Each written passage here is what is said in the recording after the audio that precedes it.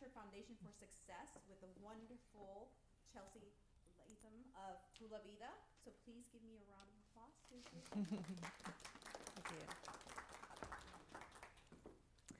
Good morning, everyone. Ooh, microphone. So before we begin today, since it is a little bit chilly in this room, I'm thinking let's everyone just sit up nice and tall and close your eyes for a second.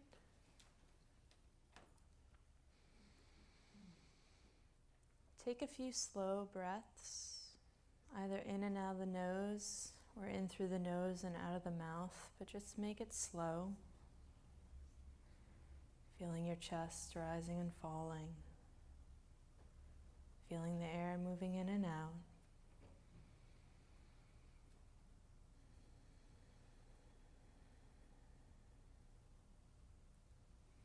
Taking a moment to just feeling any bit of light that surrounds you. Feeling it in your fingers and your toes as it slowly pulls in with every breath through the hands, through the feet, through the arms, through the legs, the shoulders, the hips, the internal organs. And with every breath, feeling that light draw into the body. Relaxing you, warming you, centering your energy.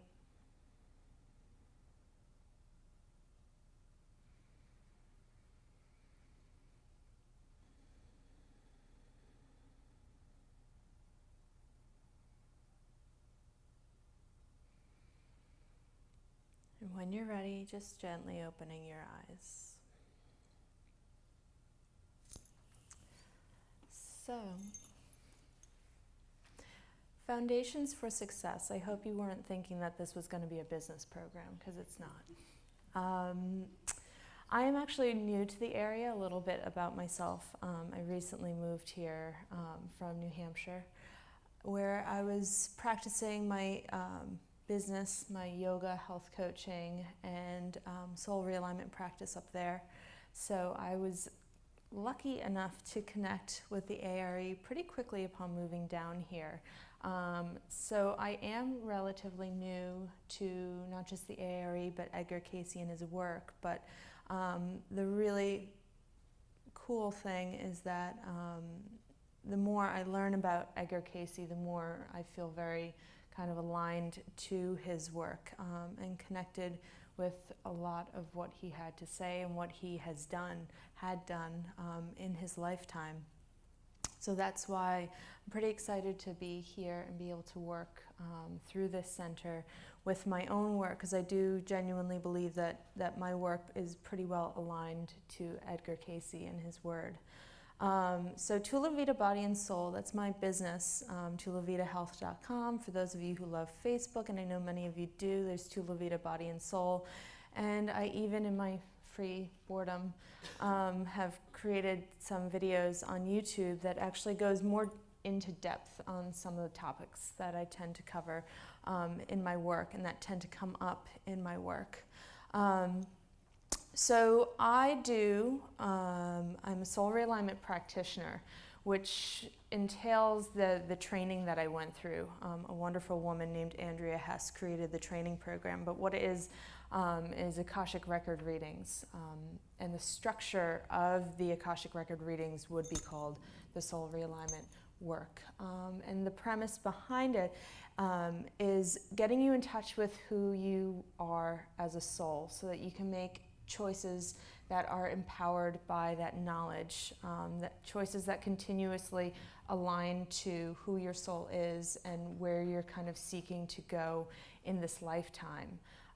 The idea being that when we live a life that's aligned to our higher purpose and to who our soul is, life should actually be pretty easy. It's not supposed to be hard. We're not really supposed to try day in, day out to be like this perfect person, because it's really more about just doing what comes natural and being who we naturally are and trusting that that's enough. And trusting that from there you can make some really good decisions, and in making those decisions you can share your gifts with the world, which in turn serves the world in a wonderful way. So from that, I have built out of that a coaching program, because before I did the soul realignment work, I was a health coach. And I love the structure of health coaching because it's nice to have structure if you want to get anywhere. But at the same time, it didn't really feel what I struggled with health coaching and life coaching and all that, was that it was talking to you a lot about all these great things that you want to do in your life, but it never really addressed who you were and whether or not those great things actually served you, or if they just served this wonderful idea of who you think you are. So I kind of rewrote the health coaching program that I was trained under, to kind of meet the soul realignment work that I offer. And I have created my own coaching program with loads of activities and 6 different parts, so it can be broken up into months or weeks or really however the client wants it. So it's kind of taking the soul realignment reading and lengthening it into a positive change for your whole life. And then traveling, I do a lot of that, and I also host some retreats in Costa Rica, as well as hopefully this coming fall to Nepal in the Himalayas, Kathmandu and all that, which is one of my absolute favorite places in the world. So getting into the program. So we need to obviously understand what success is. And the wonderful thing about what success is that it really isn't what everyone thinks it is. The more I thought about this program while I was putting it together, the more it occurred to me that success isn't something that you obtain. Achievement is something that you obtain. Goals are something that you obtain. Success is something, it's more of a wheel. It's kind of always moving forward. Think of any time in your life where you said, I will be happy once I have this, once I have achieved this. And what happens as soon as you achieve that, you start thinking of what's next. And it's not saying that you're not satisfied or gracious, as much as it's saying that there's always something more, because success is something that's continuously evolving as you continuously evolve. The whole point of us being here is so that we can continuously move forward each and every day. So success is really the action of continuous forward motion. And in many ways, success is really just connecting with our higher path and purpose. So our higher path and purpose, which I'll go through more in depth in a minute, is what our soul is here intending to achieve. So it's like our higher path and purpose is this way. A lot of times our human path is about this way. And the goal is to get them at least close together, so that you're kind of going in the same direction or trying to go in the same direction. And that's kind of staying on that path of success. So the beautiful thing is that our soul knows this potential. I have several psychic friends, and we always joke about how, our soul is so wise and true and wonderful and powerful, but our human has bills to pay and relationships and jobs and all those not so fun things. So it's like there's always this kind of little bit of a disconnect. Like, well, my human really wants to just be in a happy marriage for the rest of my life, but my soul's like, oh, it doesn't matter. So it's kind of like getting that soul's knowledge and potential to kind of mesh a little bit with the human's knowledge and experience. And that's what we're continuously working towards, because again, I genuinely don't believe that that's something that you can just achieve and cut and done. I never have to work on this again in my life. It's something that each and every day life is going to throw at you something where you kind of need to reconnect with that wonderful soul within you that always knows the best direction to take. So unfortunately, success really isn't quantifiable. The money, the relationships, the possessions, those are all physical manifestations of what success can mean. And that's not to say that having a lot of money directly correlates to being successful. But that's to say, you do a good job, you earn a lot of money, that's wonderful. That's a manifestation of you living a successful life, but it's kind of this side note to it. So success is an ever-evolving and defined differently for each and every soul. So that is incredibly important to the work that I do, defined differently for each and every soul. Because something I absolutely love about the readings that I do is that every soul is so uniquely different. And I am really grateful to get to do this work because it has made me a much more compassionate person. Because I get to see how everyone is so different and everyone is so unique and that works for them in each and every way. So life is a matter of perspective, and everyone's perspective is true to them and everyone's beliefs are true to them. And it's really a matter of learning to honor that and honor the fact that you are here for you. So the other people's actions and perspectives, they might have an effect on you as much as you allow it to, but you're here for you. So you're really not here to be kind of looking around and sorting out what everyone else is doing. That has been a really wonderful piece behind the readings that I offer, because I have the opportunity to point out to people, you are a very soft, gentle, compassionate soul, where you are far more structured and kind of driven soul. You two souls might not always see eye to eye, but that's the beautiful thing, because the world needs both of you in order to get both sides of the equation. So, the Contemporary Cayce book is a really wonderful book that I have thus far connected with a lot. We are not physical bodies with souls, but spiritual beings who happen to be having a physical experience. The problem is not one of trying to become something else, it's of living up to the very best we already have within us. I felt like that was the absolute most important thing with regards to this presentation and in many ways just in general. The things that you do in your life, the relationships that you have, the education that you have, the trainings, the careers, the everything, that's achievement, that's not success. Success is bringing that in and actually allowing that to kind of integrate into your soul's experience.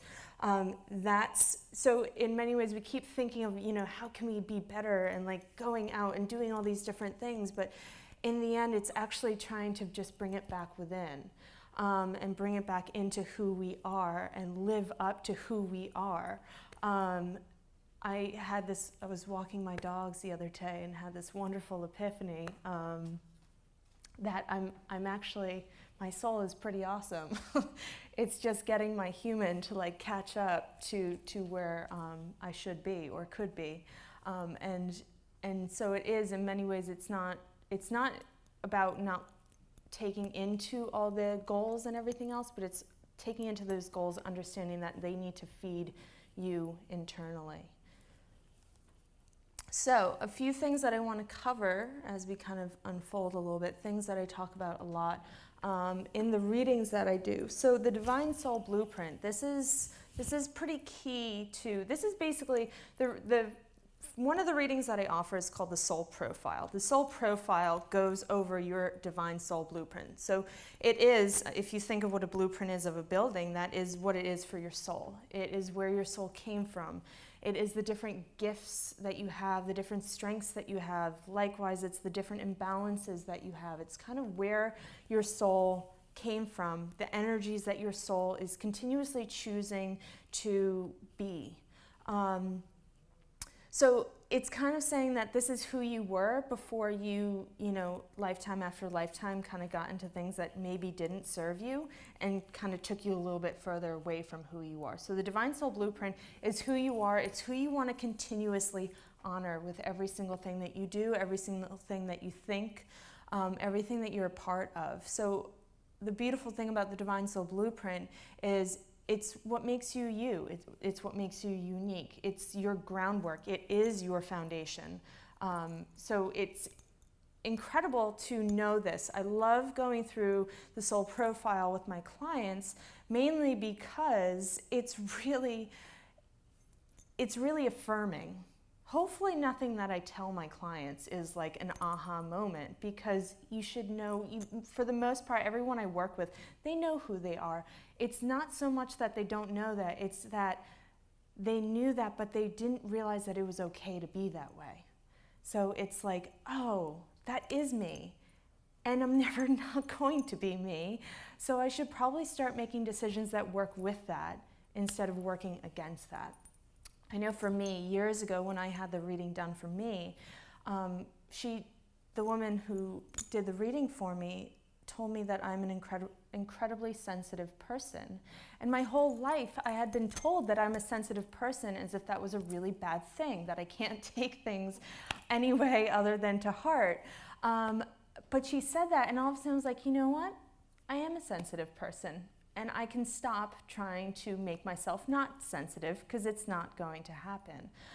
So instead of that, I need to actually work with that and understand that there are certain situations that I need to not get myself into. And there are certain ways that I can carry myself, because that is a gift that I need to use instead of looking at it as a weakness. So the next one, which I already started to cover, is your higher path and purpose. So you know who your divine soul blueprint is. You're working towards your higher path and purpose. This lifetime is a chapter in the evolution of your soul.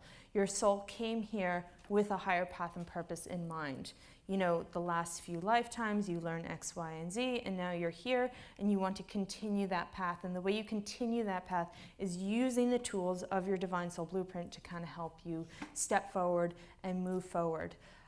So the higher path and purpose is what we want to keep you aligned to, so that you're making these decisions that keep you going forward. That's, again, not to say, because some people that I work with tend to like get really caught up in, you know, making the right decisions and all that. But as soon as you start thinking too much about these things, you can easily get astray. Because even if you are thinking about what your higher path and purpose is, you're not really feeling anymore. And it should be simple. It should be, okay, what do I want to do today? What feels good to me, as opposed to, well, I think this will make me go further in life. Because the beautiful thing about being a soul isn't necessarily what you achieve. It's more about the experiences that you have and whether or not you learn something from them. The learning is the achievement. It's not necessarily the experience itself. It's what you took out of that. Which is why, you know, you could do one job for the rest of your life, and it's a wonderful job and it's an easy job. And maybe every day you have challenges that help you learn, but maybe every day you don't, because you've been doing the same thing every day. So yes, it's wonderful that you only had one job and you kind of built your way up and made more money and did more stuff. But if you learned absolutely nothing from that, then in the context of the soul, it's just kind of where everyone else might look around and think that it's the most admirable thing in the world. Ideals. So this is another thing that I took from contemporary Cayce and from Edgar Cayce's work. This is something I absolutely loved. We all have a handful of ideals. Ideals are very similar to success. It's not something that you necessarily achieve. It's not something that you quite nail on the head. It's something that you're kind of always using to guide you. We all have a few ideals. For me, it would be freedom or independence. It would be joy. For a lot of people, it would be compassion or love or bravery. Or it's like just 2, 3, maybe 4 things that you really feel like you want to continuously embody. And I say want to because a lot of times we don't embody those things. That's okay, because you're human. It's more about using those ideals as a way to make decisions. Something that I strive to achieve in my readings and in my work is helping my clients make really easy decisions, because decisions should always be easy to make, especially when you know who you are. When you know what your ideals are, it is incredibly easy to make decisions, Does it fit into your ideal? No, done. And it's incredibly easy to stand up for the decisions that you make as well. That's even more important. Not just making decisions, but then being able to stand up for them too. So as Edgar Cayce put it, it's not something that you kind of hit on the head. Like yes, you are a compassionate person, but that means that every single decision you make is a compassionate decision. I would love to say that we're all like that. Most likely it's not always true. So it's more about keeping that compassion in mind and using that to help you evolve by making decisions on a daily basis that keep you within that realm of compassion. It's something that we live in accordance with, and it helps us make decisions. So it helps us make the decisions to stay aligned to our higher path and purpose to honor our divine soul blueprint. So a goal is something attainable, where an ideal is really a motivating pattern, a motivating factor that guides our lives. With a goal, there is no happiness until it is reached. On the other hand, an ideal is never truly achieved. There's always room for improvement. The ideal motivates us to reach beyond our present grasp. With ideals, it's the trying, not the fulfillment, that is the purpose. So again, the human side of you wants to fulfill, but the soul side of you wants to try and just be there and take it all in and go forward with it. So I created this handy dandy little picture map of success because I'm a visual person. And as I was putting all these slides together, I was like, I need a way to kind of map this out. So kind of covering what we've already gone through, the human and the soul, they're really close together, trying to be closer together. They're connected through the divine soul blueprint. That's kind of what makes the human more of the soul. You're working in the direction of success. It's kind of always going up. You're using your higher path and purpose. You're using your ideals to kind of push you forward along that path of success. Goals are things that you add into the equation to give you kind of measurable signs that you're on track. So goals are really what's obtainable. Goals are really what you can work towards, what you can really wrap your head around. Whereas success, you might be able to wrap your head around it today, but then, in 2 weeks from now, it's like everything gets shaken up again because something else gets thrown into the equation. So the goals are what you're working towards. So this actually whole presentation is a bit of a spoof because we can't really work towards success. So we're going to talk more about goals instead. So moving forward, the main points. Living a successful life is not the same as achieving many things in your life. That really goes through what we were talking about. It's a little bit different because there are plenty of people who have achieved many things. They may or may not be living a successful life. It all kind of depends on how much they're actually learning and experiencing and taking back with them. In order to truly achieve your goals, these goals must be aligned to your higher path and purpose.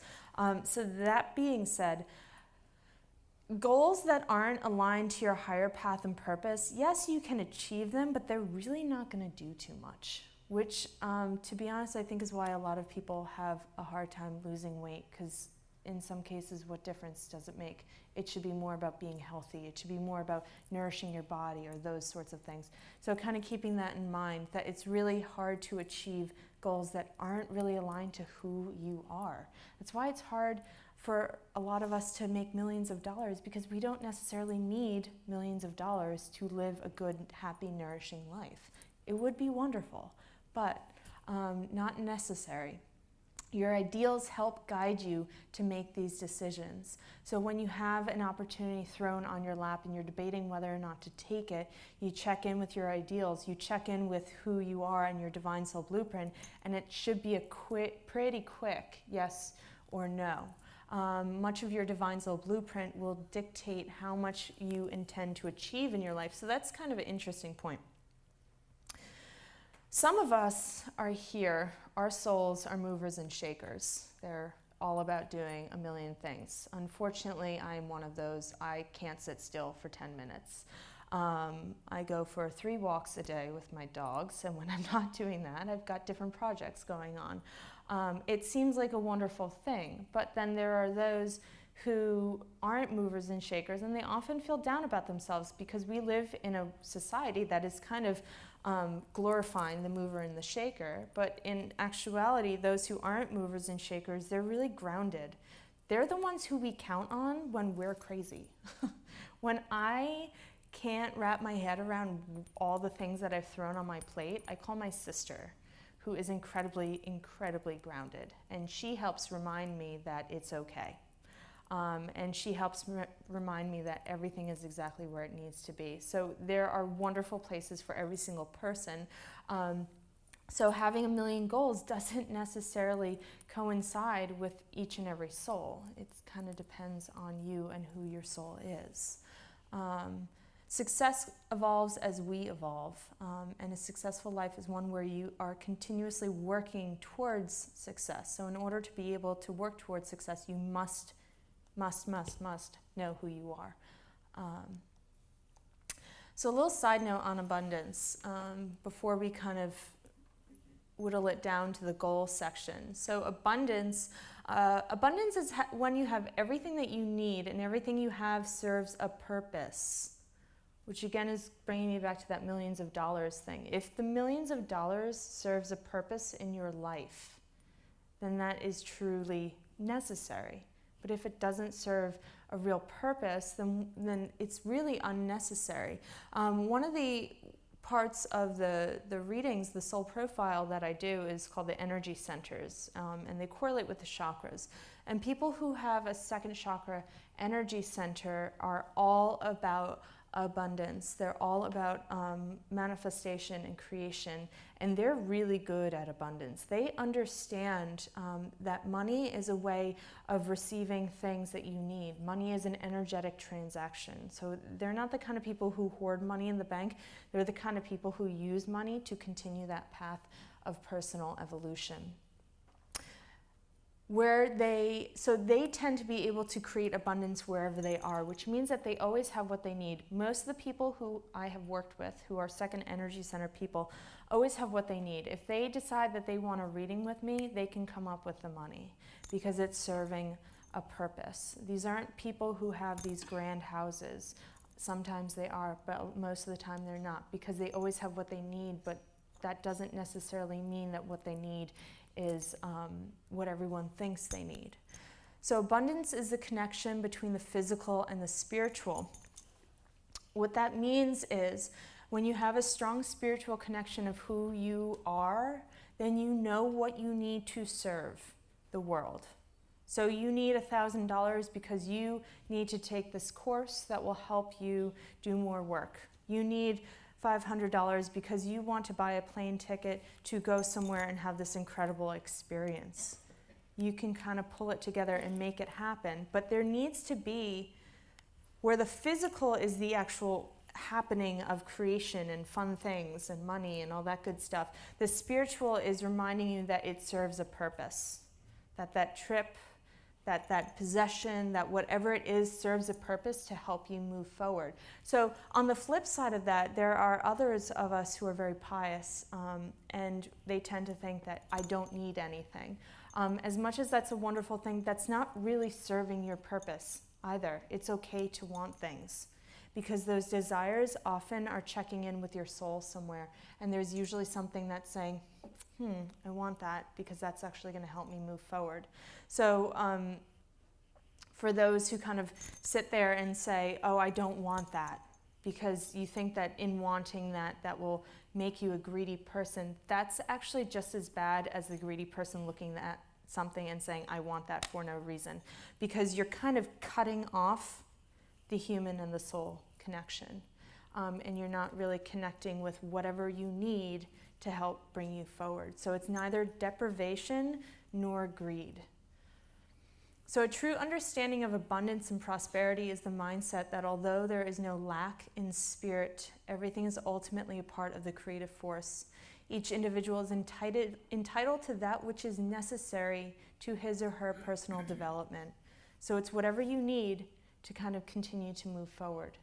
Whether that's $10 or $1,000, it doesn't really matter. It's all just a transaction in your personal development. So this kind of brings me to one of the handouts, and we're not going to go through, I'm going to cover it right now, but I'm going to let you kind of take it home and work with it. This is something that I have created in my guidebook, in my coaching program, and I've done in different workshops. It's a mandala. It's something that I really connected with a while ago, and I have continued to use in a million different ways, not just for this. So a mandala in the traditional sense, in Buddhism, you've got the deity in the center, and that's who you're looking to worship. But if you've ever seen a traditional mandala, it's a lot bigger than that, and it's like really tiny, with a million things added around that. So it's kind of a cluster. And what you do is you start on the outside and you slowly meditate your way to the center. And there's so much going on that it's really easy for you to zap out all those thoughts and actually meditate. So the idea is that everything that supports that deity is surrounding it. Everything that the deity does, everyone that's in its life, all the places that it's been. So the idea behind this mandala for you is to understand who you are. It's to help you get an idea of your divine soul blueprint, of your ideals, of the things that kind of make you who you are. So I always tell people to start from the outside working in. The activities that define you, and that's not necessarily activities that you do each and every day. Maybe it's something that you used to do all the time, haven't done in forever, but really miss doing. So kind of connecting with those different activities, traveling, sports, whatever they may be, art, whatever it may be. Going in from there, the core people in your life. Again, maybe they're no longer in your life. Maybe there's someone who you've never met but really has a strong effect on you, you feel really connected with. Remembering that this whole point is to help you define yourself. So what are the activities that define you? What are the core people that define you? There might be a few people that you don't want to put on there, and that's okay. The adjectives that define you, how you would define yourself. Are you joyful? Are you kind? Are you adventurous? The roles that you play. So this could be, mother or teacher or like actual physical human roles, but it could also be,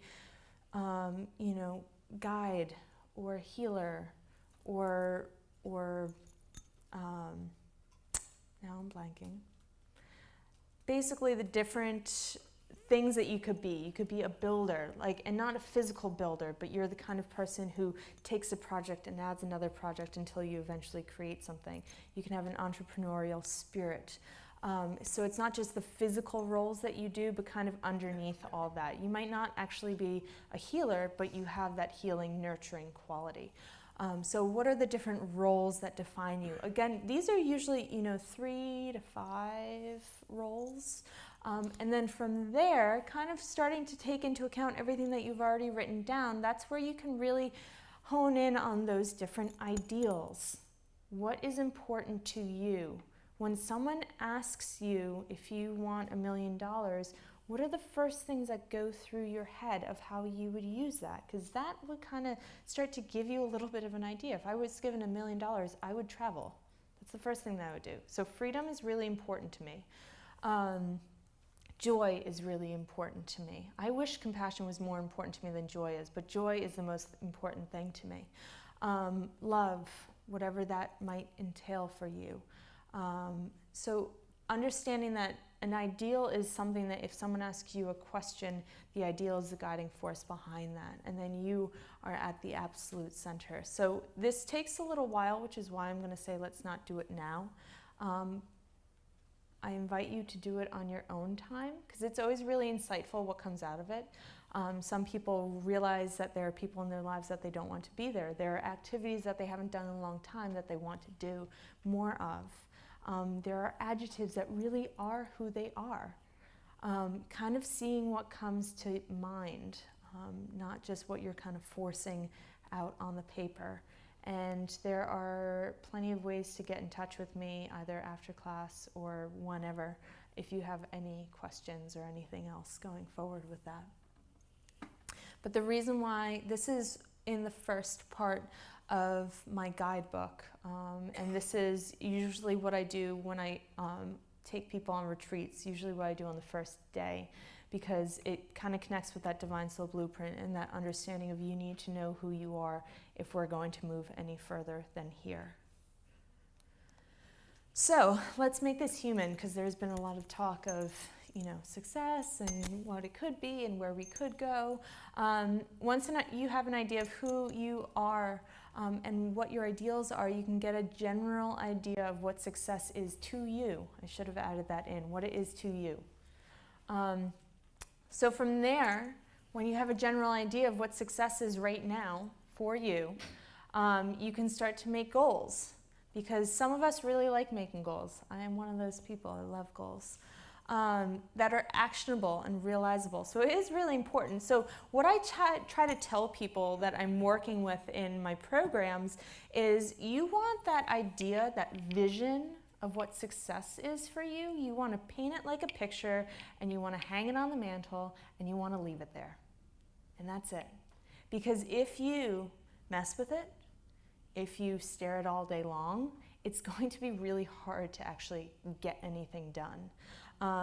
I've found that a lot of people have a hard time achieving the success that they want because they're too focused on it, and they're losing sight of all the little bits and pieces of living that go into getting there. So I always say, put it on the, paint a picture, put it on the mantle so you can kind of look at it. You kind of have a general idea, like, oh, that's where I'm going. When you feel completely hopeless, like I have no idea what I'm doing anymore, you kind of look up and say, this is where I want to go, this is who I am, gives you a little bit of mojo, you can keep going. But the goals are actually what you want to be focusing on, the day-to-day little things especially. I'm a big fan of the little things, not just the big things, because even the goals that are so wonderful, it's really nice to have little tiny steps that you can kind of check off as you go along. So goals are the building blocks to carry you along the path of success. It isn't just about achievement of your goals, but the shift in perspective required for you to achieve your goals. So that, again, that is a really important perspective. I work with, part of something that I cover in the soul profile is your soul's vibration rate. So a lot of us talk about your, vibration rate, how much energy you kind of have, how much positive energy you have. That's wonderful, but that can kind of fluctuate pretty easily. Your soul's vibration rate is a measurement of your level of consciousness.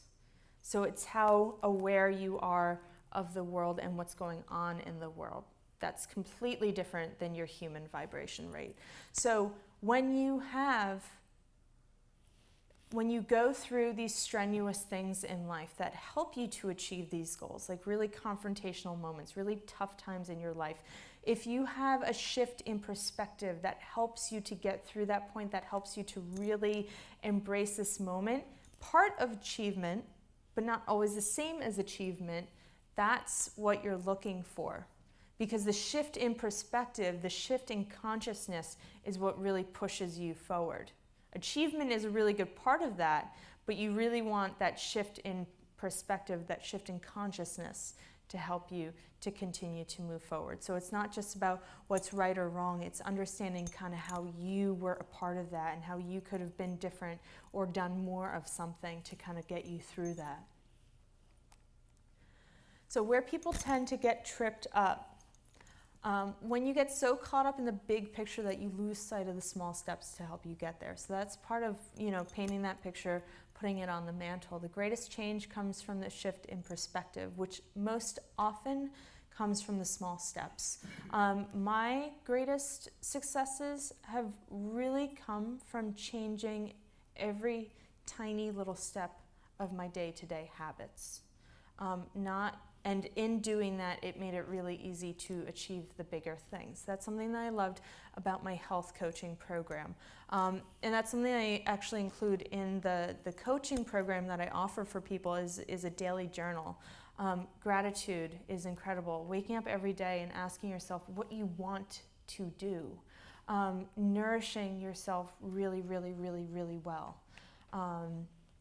it's the little things that help you to look at things differently. Taking on gratitude doesn't just make you a good person, it gives you a really positive attitude, because all of a sudden you start to see things differently, because you start to see what it is that you have as opposed to what it is that you wish you had. So I'm a big fan of the little steps.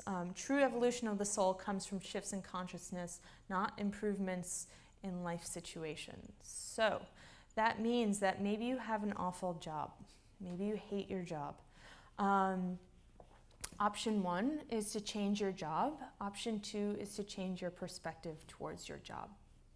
That's up to you to kind of make that decision. Because if you change your perspective and it's just not a right place for you, then it's time to change the job. But if you just hate your job, but it's serving the purpose with where you are right now, then maybe a change in perspective is required instead. Okay, this is why I'm here right now. This is what I'm doing. This is how this job is nurturing me right now. Maybe it's just money to help you pay your bills, to help you move forward in the direction that you want. But maybe it's also presenting you with some positive challenges that can help you learn and grow. So it's definitely about shift in consciousness. When we're really lucky, that shift in consciousness comes with an improvement in life situation. But that's not always the same. When you lose track of who you are, this is the other way that people get tripped up. When you lose track of who you are and get caught up in who you think will make you happiest. Now, I see this a lot, especially with people who are really, really, really trying hard on their spiritual path. Those are always my favorite, because those are the people who I do readings for, and then I get like an email this long of questions after. And a big part of it, like I said with that picture on the mantle, is setting your compass and then letting it go. And then trusting that each and every day you can wake up, and now that you know who you are, you don't have to think about it so hard.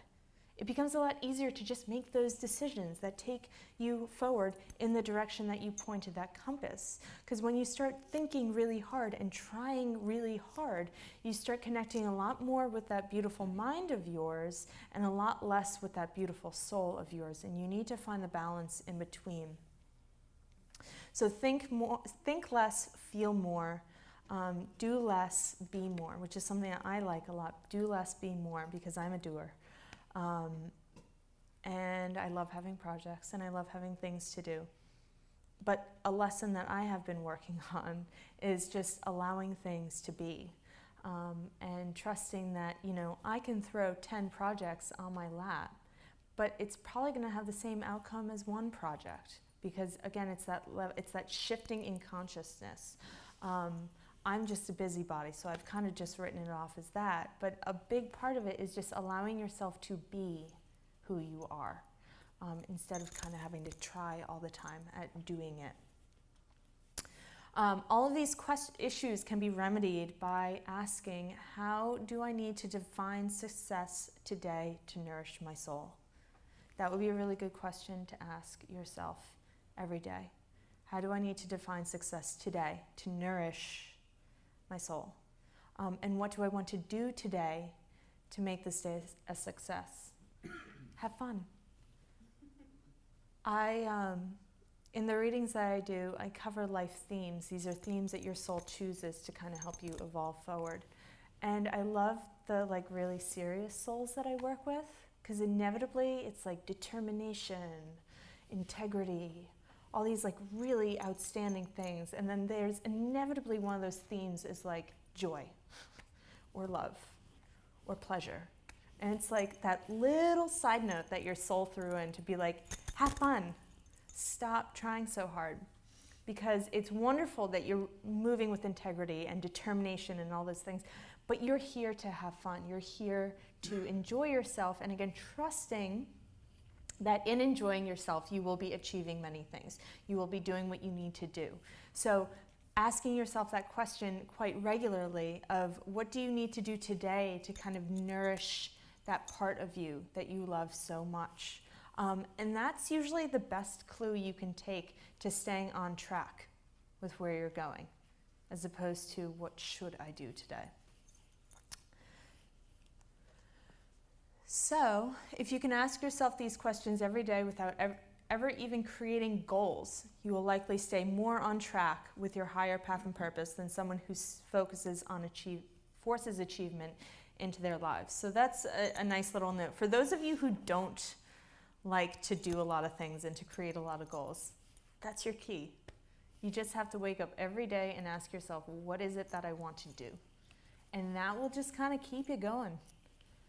And if you're like me and you love goals, then you can work with that too. But asking that question every day will get you a lot further than if you say, this is what I need to achieve. There is a soul group that I work with a lot that I absolutely love because they're all about achievement, but they often get themselves into a rut because they create a plan, they have a goal, and halfway through, if that goal is no longer serving their situation, they have a really hard time cutting and breaking. They just are hell-bent on getting that goal.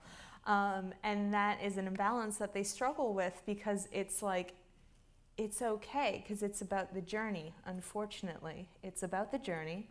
And if that journey is no longer serving you, it's okay. Your soul is more than happy to cut and break. It's that human in you, it's that ego in you that is really determined to get that goal. So that's why asking that question is really important. Because if you continuously ask that question and don't get the answers that you think align to that goal that you're working towards, then that's kind of a nice little red flag that something's going on, and maybe you should reassess where you're working, because you're not going to be judged for giving up on a plan. We judge ourselves, and sometimes other people judge us, but ultimately the powers that be aren't going to judge you for giving up on a plan. They will judge you, however, if you stick with that plan and kind of just throw all sorts of roadblocks into your life as a result. So don't go with the flow, be the flow. Be the flow for your own life. Create your own flow so that you always kind of have, the flow is kind of like those ideals, that higher path and purpose. And when you kind of create that, then you just have to get in that river and throw your hands up and say, now I'm just going along for the ride, and kind of let life take you where you're going. But for those of you who are like me, who enjoy structure and goals, we have the goal equation. So this is, again, my mathematical mind that absolutely loves pictures. So this is something I created for another workshop that I did a little while ago, and I had some of the activities kind of playing into it. So what you want, fancy, what you want is equated to direct action and indirect action. So direct action are the really obvious major steps. The indirect action, which is equally as important, are the much less obvious steps, like the gratitude, like the asking yourself every day what it is that you want, like the relationships that surround you and whether or not they support that direct action, or the job that you do and whether or not supports the direct action, or the habits that you have, whether or not supports the direct action. So I'm actually probably a bigger fan of the indirect action, where those big fancy coaching programs are usually a bigger fan of the direct action, because that's where all the fancy stuff happens. But all that direct action is completely impossible without that indirect action. From there, it's a matter of what you need to add in and what you need to let go of. Again, adding in that's like the fancy stuff, like, oh, now I go to Pilates twice a week, so I'm getting in shape. What isn't as fancy is learning to let go of things. That's where we can get pretty stubborn, because learning to let go of things and learning to take in new things, the big point behind those is having awareness of what's going on. So for starters, having awareness of who you are, of that divine soul blueprint thing, having awareness of where you want to go, that end point of a goal, but also having honest awareness of what needs to change to get there. And I say honest because a lot of times we're really not wanting to look at what we need to do to get there, because that might mean that we're wrong. But that's okay, because if you weren't wrong, you probably wouldn't be working on a goal in the first place. I always say that about people who come to work with me. You're coming to work with me most likely because you're not doing something right in your life. That's not to say that you're wrong. That's to say that you have the balls to actually acknowledge that you're wrong. And that's huge, because the only way you're ever going to move forward is if you actually acknowledge that where you are isn't working for you anymore. So that is absolutely critical, to be okay with being wrong, because the only way you're ever going to learn is if you recognize that you were wrong. Because there are plenty of people out there trucking through life who think that they're doing every single thing right, and yet they don't understand why they're not happy. So those are the people who tend to be a little bit more focused on achievement than success. So adding in and taking out. And this helps you to kind of get a much better idea of where you stand, of what you need to work on. The indirect action can sometimes be a little bit less obvious, but I mean, just in general, if you want to achieve something with your career, it might not be obvious, but maybe you do need to shift your perspective towards what it is that you desire. I find that a lot of people who do the work that I do, this wonderful spiritual healing work, not many of them make a lot of money, and I think it's largely because they're not fully embracing their gift and the fact that it's okay to make money doing this, because money is the form of appreciation for what it is that you're doing. That's not greed. That's saying that I'm offering this wonderful product, and in return, I need to receive something that is adequate for the amount of effort that I put into it. So maybe it's not money. I love trading for massages. Any massage therapists out there, see me after class. But the point is that exchange, really owning up what you have. So for someone who's doing the work that their goal is to make this a career, good luck. The indirect action is a lot of appreciation for what you have, for what you want, and kind of shifting your perspective towards that. So the indirect action is usually a lot more of shifting perspective and the steps that you need to take to help you shift perspective. When I became a yoga instructor, I recognized that staying up late no longer worked for me, because if I was doing that, I wasn't going to be the best of what I wanted to be as a yoga instructor at 8 a.m. for a class. So the little things that need to change, learning to let go of them. And as always, with everything that I've said, not forcing it, because when you force things, when it's not kind of a fluid shift, that's when you kind of, that whole like self-hatred thing starts kicking in. And you're like, why am I doing that to myself? Because I want to be better. And then it just always ends up going awry, and then you gain back all that weight and you end up back at square one minus a few steps.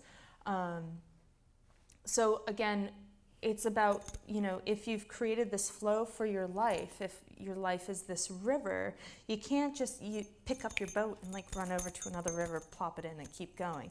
You need to shift the flow of that river and let things kind of keep going on their own. So it's about slowly shifting things, not calling up half your friends and be like, no, we can't hang out anymore.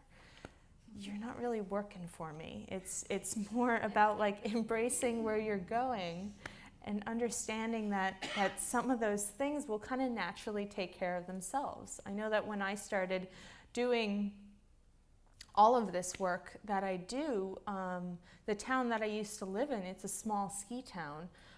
It thrives on hospitality, and my other job was working in a restaurant, and I loved it because I have so much energy. But I also recognized that it really didn't work into life that I was kind of working into.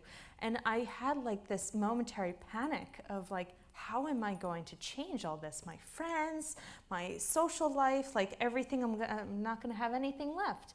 And then I just kind of let it be. And it just kind of sorted itself out. Like over time, I just did a little bit fewer things, but I still stayed friends with everyone because they honored the direction that I was taking.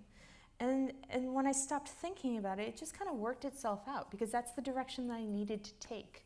So the beautiful thing is that the universe really does want you to go in that direction. It really does want you to get what it is that you want. It's just a matter of trusting and kind of letting go and moving forward with it. So this is another one that you are welcome to kind of explore a little bit on your own, knowing that if you ever did do any of the work with me, it would be probably a little bit more obvious, but you're welcome to email me or call me later and ask questions or berate me with how wrong it served you. So in order to achieve your goals, you must take advantage of free will and choice. This is the absolute key to absolutely everything. If you took away one thing, free will and choice, that's all we have. That's everything that we have. That is a huge part of what we have. It is that reminder that we are all divine, that we all have a little piece of God within us, that we always, even the universe, even the God, no one can stop free will and choice. So it's a matter of, in some ways, and I loved this in contemporary Cayce, explaining how the fall of mankind was really when we started using our free will and choice against us, instead of using it to kind of elevate us. So remembering that negativity is a part of life, it's a part of being human, unfortunately, but it's fortunate because it gives us the opportunity to learn a lesson and to move forward, using that free will and choice. Take risks, because the fear of being wrong holds us back from knowing everything that is right for us. Take risks. And again, going back to that level of awareness, it's okay if you're wrong. We're wrong most of the time, but that's the only way we're ever going to really learn those lessons. The point is not being wrong at one thing more than once. Try to just get the point once so that you don't have to keep repeating that lesson, because karma really can get you. In order to be able to achieve goals, let go of the negative and embrace the positive. So negative doesn't equal bad. Kind of a little side note on that. Negative does not equal bad. Positive does not equal good. In the work that I do, anything that is negative is no longer aligned to light, God, whatever you want to call the direction that we're all going. So that doesn't mean that a negative soul is a bad person. They're just not going forward. That also doesn't necessarily mean that negative blocks are bad as much as it is not helping you go forward. So there is a difference there, because we sometimes overlook those thoughts that aren't helping us go forward because they don't seem bad. But self-doubt and shame and fear and a lot of those things that dog you all day long, those are equally as negative as some of those more kind of big, heavy hitter, malicious ones. So the key behind moving forward, behind achieving those goals in that goal equation, is having awareness. Step one, knowing what's going on, knowing what you need, knowing what you're not doing or doing, taking ownership of it. Love that. And then shifting your alignment. So knowing what's going on, honoring that free will and choice, and then saying, okay, now that I have free will and choice, this is what I need to do. Take action. So having awareness, checking in often, quiet moments, however they might be. Maybe you hate meditating. Most people do. They don't say they do, but they do. The point is doing things to be quiet. Maybe it's art, maybe it's going for a 10-mile run, whatever it is, finding ways to be quiet, to be still, because it's in those points that you actually can stop thinking so hard and for a second just say, what do I feel today? What do I feel about where my life is right now and where my life is going? Knowing your imbalances and strengths gives you awareness. So in the soul profile, I cover your strengths. But on the flip side, every strength can pretty quickly turn into an imbalance. And that's a beautiful thing, because when you know that you are out of balance, when you are a critical, nitpicky person, then that helps. Because then when you start nitpicking everyone around you, you can kind of stop and say, oh, wait a second. I do this, I need to stop doing this. Why am I doing this? And that's a really wonderful clue to let you know that something's not working. So understanding your imbalances, it's really good to acknowledge those things instead of trying to pretend like they're not there, because we all have them. So knowing which ones you have, so that when you get into that place, you can understand that, maybe it's before you start yelling at your boyfriend or girlfriend, maybe it's after.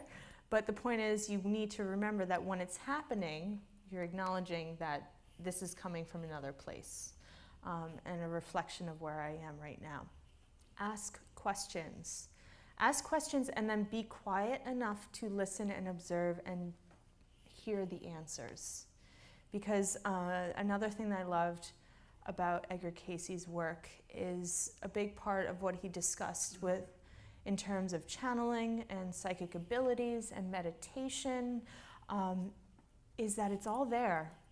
Any of us can do it. It's not a special gift. I am not that special at what I do. I just like doing it. It's about asking the questions and being willing to hear the answers, being ready to hear the answers, however subtle they might be. And that is what gives you an awareness of what's going on and whether or not you are in a good place. And that doesn't mean you have to take action right now, but at least you know that that's where you are and that's what you're working with, because we can't always take action right now, and that's okay. So don't kind of get stressed out. I do that to myself all the time because, again, I'm sensitive.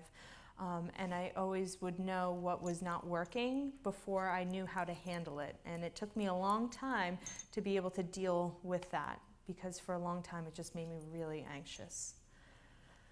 So the next one, take ownership. So a lot of what I talk about today came from the health coaching training program that I went through, which is integrative nutrition, and also part from Jack Canfield. And I was lucky enough to get to go to one of his conferences this past summer. And it was what I loved about his work is he makes everything very practical, and I kind of like seeing things very practically. Taking ownership was like absolute step one in his work. E plus R equals O was something that he works with. Event plus response equals outcome. So if you can't change, it's an equation, again, equations. If you can't change the event, you can change the response, because that goes back to that free will and choice thing. And that's how you get the outcome that you want. So if you can't change the event, you can change the response. If you can change the event, then you don't have to really worry about the response, which is good. Taking ownership of your life is the only way that you're going to get anywhere. And this isn't to say, shame on you, everything that's gone wrong is your fault. But it is to say that everything that has gone wrong, you have been given the opportunity to make right. Sometimes we were too caught up in what was going on to be able to do that, and that's okay. But the bigger part is understanding that you have that ability. Again, because you have that piece of divinity, that piece of God within you that reminds you that you are the ruler of your own world. You don't get that power from anyone else. It's all within. So taking ownership, you need to have that awareness. You need to recognize what's wrong, and then you need to be strong enough to say, okay, I recognize that I'm doing something that isn't working for me anymore, and I need to work on it. So you can control anything that you are aware of. You can't control anything you're not aware of who you are and who you are not. Again, it's also about knowing who you are so that you can kind of work towards heightening who you are, and then kind of let who you're not kind of diminish on its own. I'm a big fan of focusing on where you're going. That's really positive. And then when you start feeling more of that in your life, it kind of naturally doesn't leave any more room for the not so good stuff. So as important as it is to know the not so good stuff, you need to know the not so good stuff. It's also important to not get so caught up in it, because you don't want to feed that not so good stuff too much energy. So it's more about filling in the spaces with the good stuff. In the health coaching work that I did, I always loved, it's called crowding out. It's okay, before you have 5 cups of coffee, why don't you drink 2 glasses of water? And eventually you won't have quite as much room in your belly for all that coffee. Before you have that donut, how about you eat a banana or an orange or something else? So it's about crowding out. It's about focusing on that positive and kind of moving towards it. Replace paralysis of fear with efficacy. The belief that you can make a difference. Realizing you have the choice of response. That was another thing I absolutely loved about Edgar Cayce's work. Choice of response, that is your power, that is your gift. And remembering that you can always use that gift, that choice of response, that incredible superpower that you have. An individual's life is not created by the things that happen to him or her, but instead an individual's life is created by the way he or she, typo, responds to the things that happen during life's unfoldment. So it's not about what happens to you that makes you as incredible as you are. It's about how you respond to it that makes you as incredible as you are. That's where you get your power. That's where you make your life, is by taking everything that's thrown at you and kind of moving forward with it. I have this little theory that we as souls come in, like I said, with a general idea of like the things that we want to experience. I'm not a huge believer in fate. I'm a believer that things help to make fate unfold. Because I think fate takes away from that free will and choice thing. But anyway, I believe that those of us who really want to achieve a lot of things, we are thrown a lot of things. Because it's like our soul is just really, really excited to go get them. So we're there to experience some really tough things, some really exciting things, because it's like the more you get, the more you get to achieve. And then there are some souls who, like I said, they're really happy with where they are. Getting like 2 or 3 notches up in life is perfect for them. So they might not be thrown nearly as many things because you're not really seeking it. So both are perfect responses, but that kind of can sometimes help us wrap our heads around some of the stuff that we've gone through in life, is that it's always an opportunity for us to exercise that free will and choice and make the decision of how we're going to cope with it and how we're going to move forward with it. So the last part is, once you know where you are, once you take ownership of where you are, then you can say, okay, now that I have ownership, now that I'm exercising that free will and choice, I need to take action and shift my alignment. The importance behind shifting your alignment is because when you say, I want to start my own business, doing this wonderful thing that I love to do, that I'm fantastic at, but each and every day, your thoughts, your habits are kind of slowly working against you because you're actually scared to death of whether or not you can make it happen, then you're going one way, you think you're going another way, and then the goal's just kind of fluttering off on its own. So you need to shift your alignment. You manifest that which you are aligned to. Every thought, action, emotion dictates this alignment. This goes into those indirect habits. That's where the shift in alignment happens, because we can't, the habits create our life. They're such a big part of our life, and it's really hard for you to make something happen if your habits are working against you, if your thoughts are working against you. If your thoughts are continuously going to the negative, then that's where you're going to kind of keep drawing yourself. So changing your thoughts, changing your perspective, and you will be able to change a lot of things in your life. And the habits, the little tiny habits, are what help you change that perspective. So shifting an alignment begins with the minuscule indirect steps, which ultimately shape the larger, more direct actions, which ultimately results in the outcome. The mind is the builder. That was another thing that Cayce talked about that I love, is that if you desire one thing, but your thoughts and emotions are dictating otherwise, you're walking into a wall that you built. And then you're like, why am I not getting there? But in actuality, every single thing that you're like pouring your energy into is really not helping you get there, because maybe you're afraid of what happens when you get there. That's okay. That's where you need that awareness, though. Why am I not getting there? Well, what's going on that's stopping you from getting there? And in order for you to really get there, you need to continuously kind of work on that. So a final note is finding peace in the moment, because life is a work in progress. So lots and lots and lots of good go-get-em tips. But in the end, finding peace in the moment is the most important thing. Like I said before, in the end, asking yourself every single day what it is that you want, what it is that you want to feel, what it is that you want to do, that's probably more important than anything else I said here. It's just asking yourself what it is that you want. If you really want to work at it, then the goals and all that is incredible. But at the very least, starting with what do you want to do? What will nourish you today? Be content but never satisfied. That's I think my new favorite thing. Be content but never satisfied. That means finding love for where you are, but knowing that you're always moving forward. That means that maybe you're only at step 1 of 100. That's okay. At least you're at step 1. So be content with where you are. Love in its truest form is acceptance. Acceptance of who you are, acceptance of who everyone else is, acceptance of where you are right now. Doesn't mean that you're not going anywhere.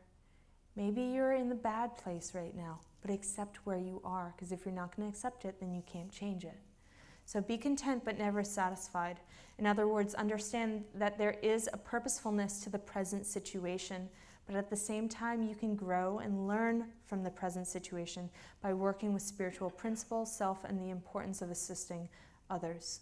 So there's always going to be forward motion, but you need to really acknowledge where you are. And remember that there is a purposefulness of the situation, because you can't grow, you can't learn unless you're in the moment right now. And even if it's a really not good moment, maybe you really messed up on this one. But if you recognize that, if you are aware of that, then you're already a step above a lot of other people, because you're already kind of working towards that positive change. So some of the most powerful changes are ones that happen so slowly that they aren't fully appreciated until you look back on where you have come from.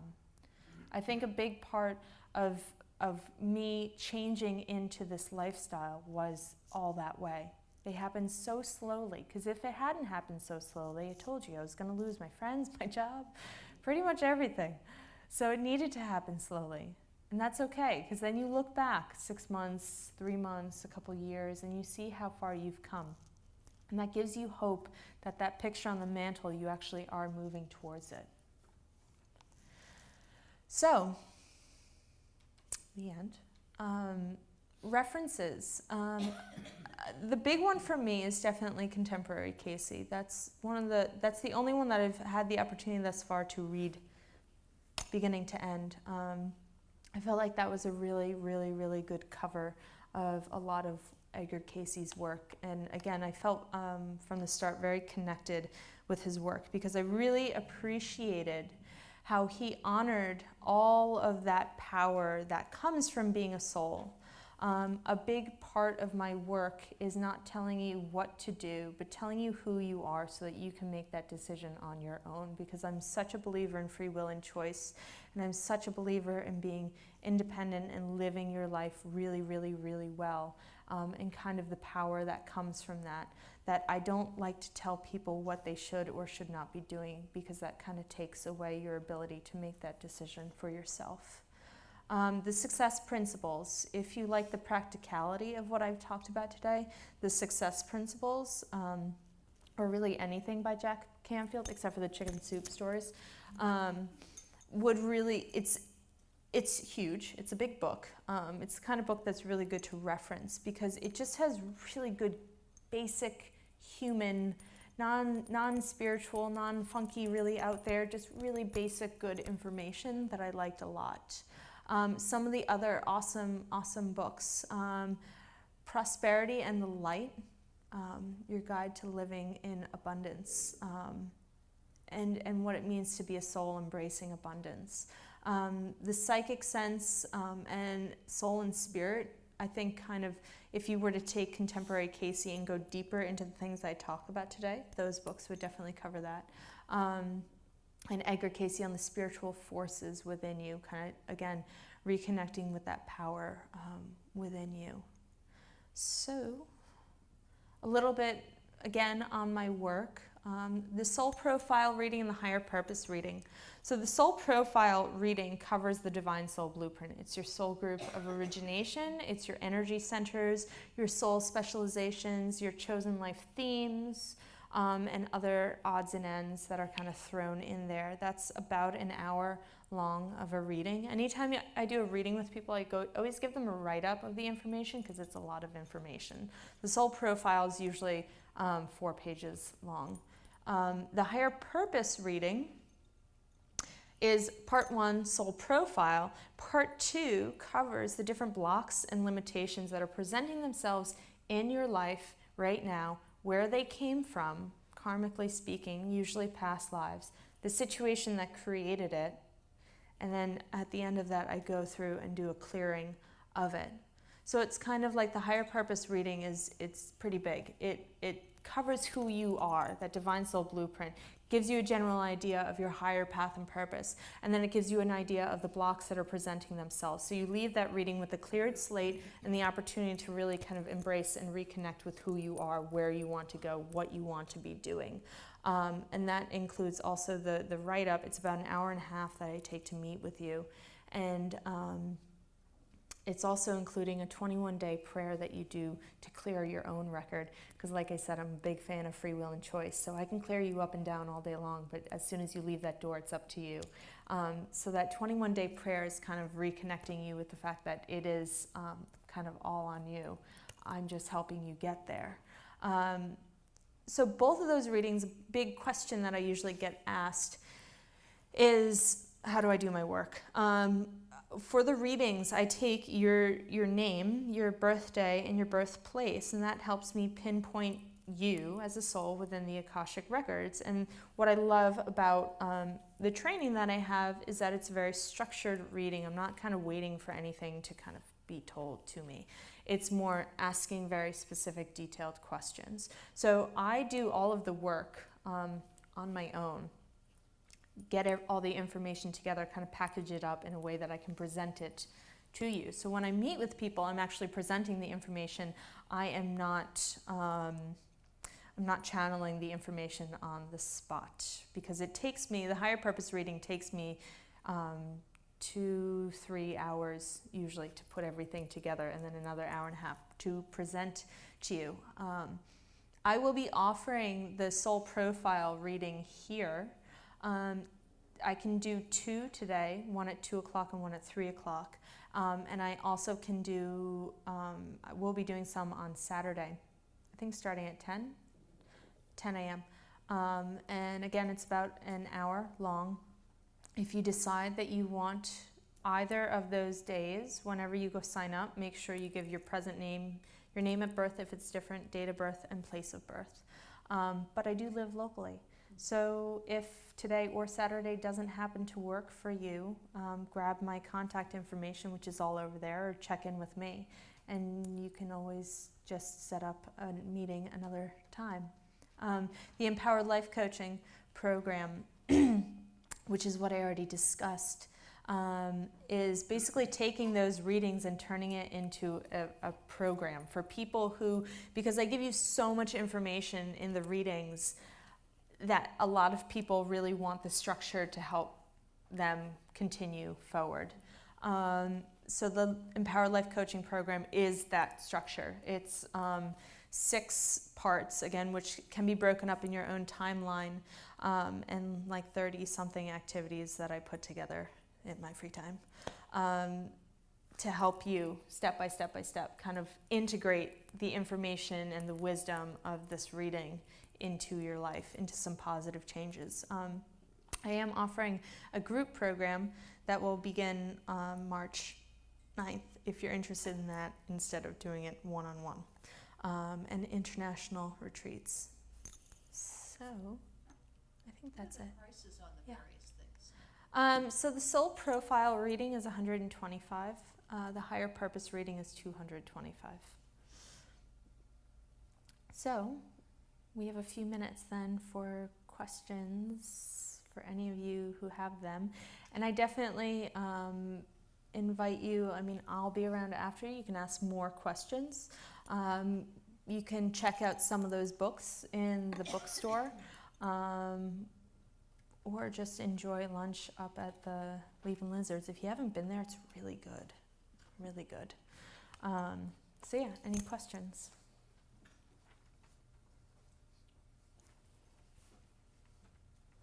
How did you become so wise? I think the first question,